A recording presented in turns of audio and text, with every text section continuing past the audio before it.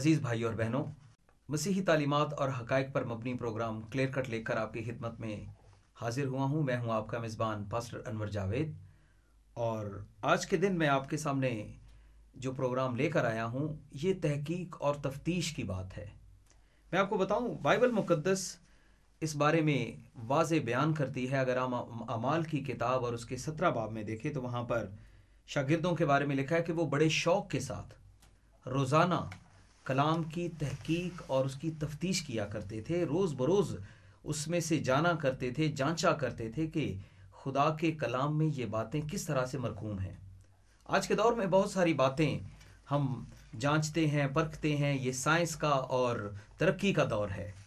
इस दौर में हर बंदा किसी ना किसी तरह से वो इल्म हासिल कर रहा है, और आपके पास मुख्तलिफ ज़राए हैं कि आप किसी भी बात को, किसी भी बयान को अच्छी तरह से जांच सकें, उसकी पड़ताल कर सकें, उसे आजमा सकें।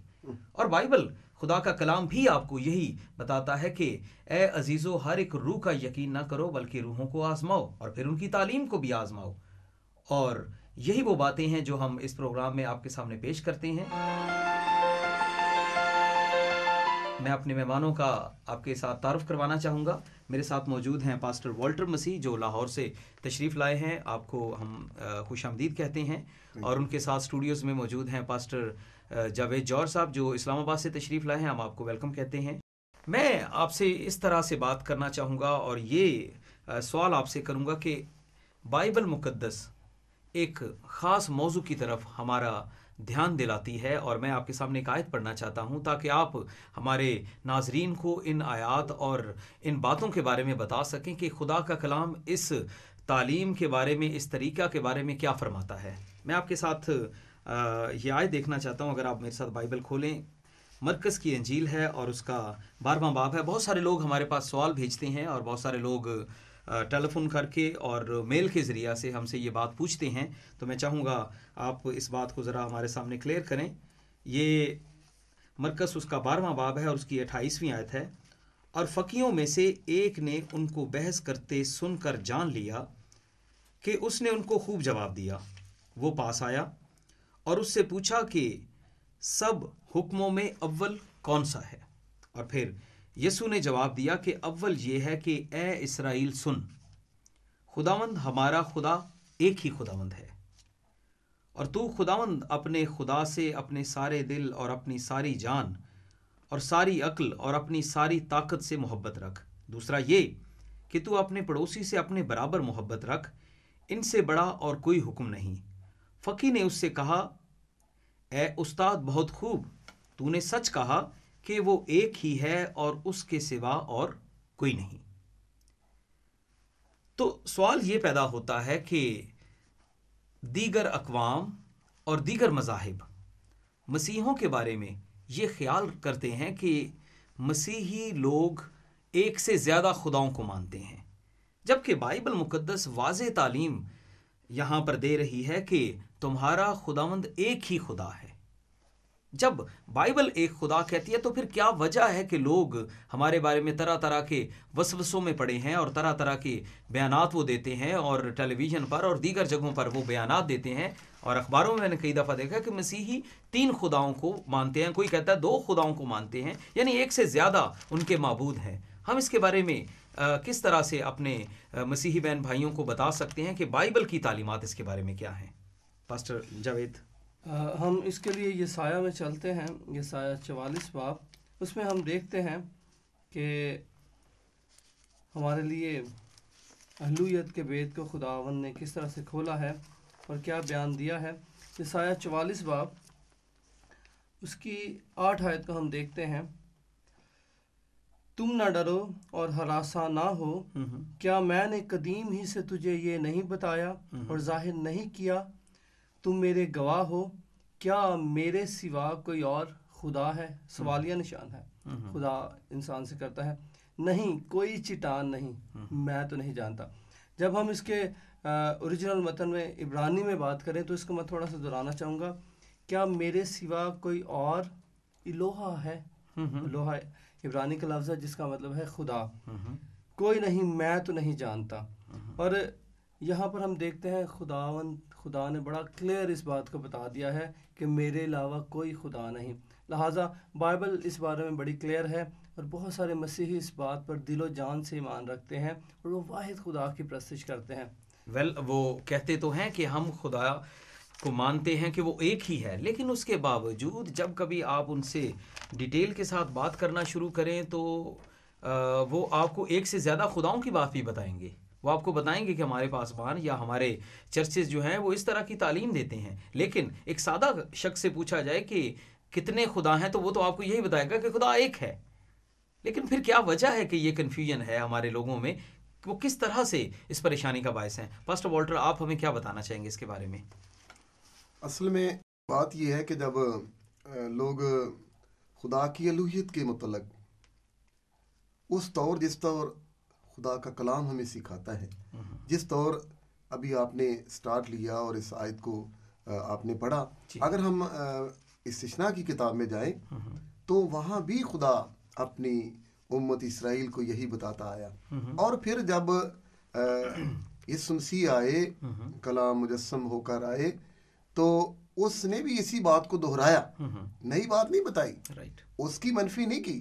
تو خدا کی الوہیت کی جب ہم بات کرتے ہیں کہ خدا واحد خدا ہے، تو اس بات کو سمجھنے کے لیے یسوع مسیح نے جو بیان یہاں دیا ہے، اگر ہم استثناء کی کتاب میں جائیں تو اس بات کو وہاں خدا نے موسیٰ کی معرفت بھی لکھوایا، اور اس بات کی صداقت ہے کہ اس میں کوئی فرق نہیں ہے.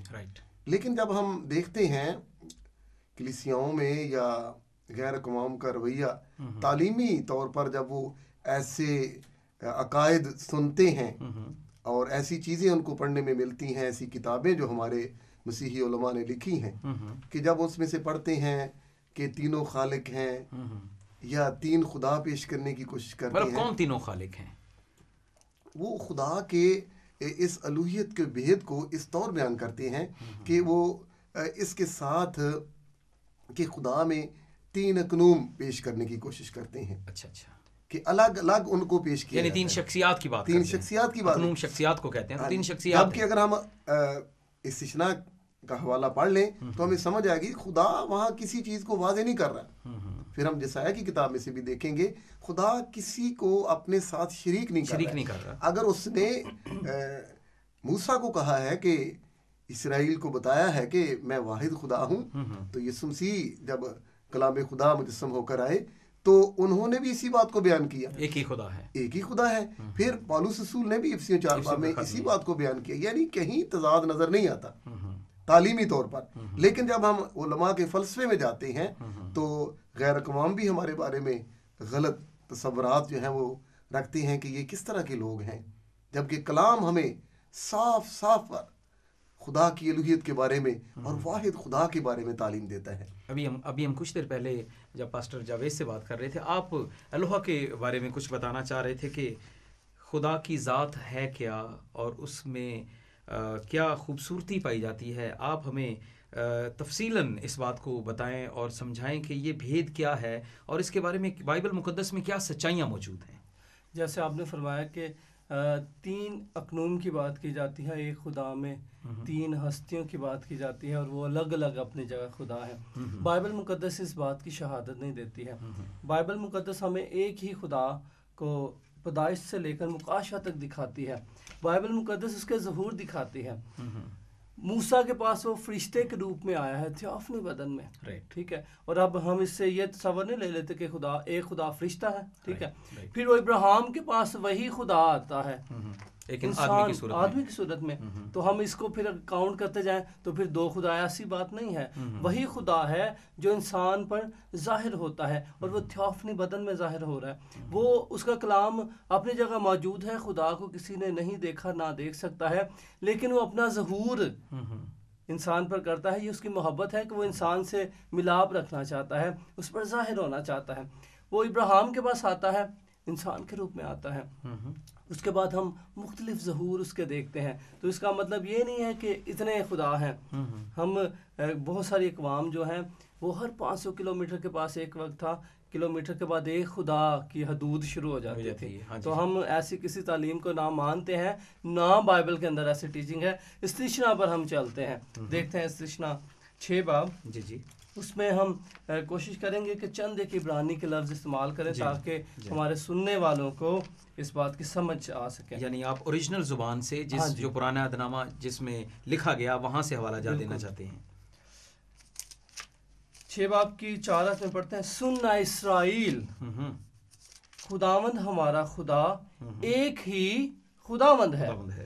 اب اس کو میں اوریجنل زبان میں بتانا چاہوں گا خداوند اور خدا کے لیے کون سے لفظ استعمال ہے. سننا اسرائیل خداوند یہوہ، سننا اسرائیل یہوہ ہمارا الوہیم ایک ہی یہوہ ہے. الوہیم ایک ہی یہوہ ہے. اور اگر ہم اس بات کو مان لیں یا اس بات کی کوئی شہادت ملتی ہوتی تو اس میں یقیناً ایک یہوہ کی الوہیم میں بات نہ کی جاتی، خدا کے اندر ایک ہی شخصیت کی بات نہ کی جاتی.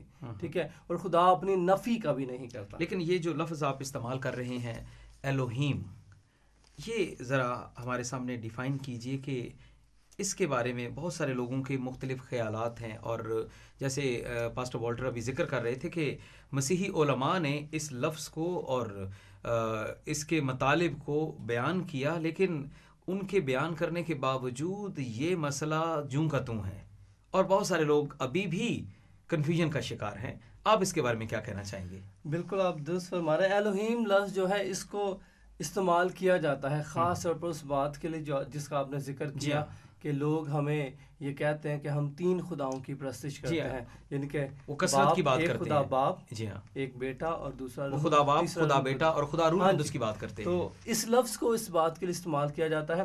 الوہیم بنیادی طور پر الوہا کی جمع ہے جس کا میں نے ذکر کیا. الوہا کا مطلب ہے خدا اور الوہیم کا مطلب بھی خدا ہے.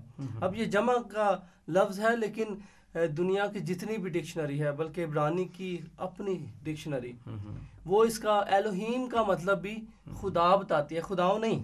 یہ بڑی کلیئر بات ہے. اب ہمارے کچھ علماء اس کا ترجمہ خداؤں کرتے ہیں اور بعض علماء تو اس بات کو اس طرح بھی پڑھتے ہیں کہ ابتدا میں خداؤں نے زمین و آسمان کو پیدا کیا. یعنی ابتدا میں خدا نے ابتدا میں زمین و آسمان کو پیدا کیا. پیدائش 1 باب کی 1 آیت وہاں الوہیم لفظ استعمال ہوا ہے. جی جی، خدا کے لیے الوہیم استعمال ہوا ہے. تو اس کا ہرگز یہ مطلب نہیں کہ خداؤں نے. تو عبرانی ڈکشنری اور دنیا کی باقی جو ڈکشنریاں ہیں وہ کہیں بھی الوہیم کا جو الوہا کی جمع ہے اس کا ترجمہ خداؤں نہیں کرتی ہے. الوہیم ہونے کے باوجود بھی وہ خدا ہی ہے. ٹھیک ہے. اور عبرانی ڈکشنری اس معاملے میں بڑی کلیئر ہے کہ الوہیم جو عبرانیوں کے خدا کے لیے، یہودیوں کے خدا کے لیے الوہیم لفظ جہاں بھی استعمال ہوا ہے وہ واحد خدا کے لیے استعمال ہوا ہے.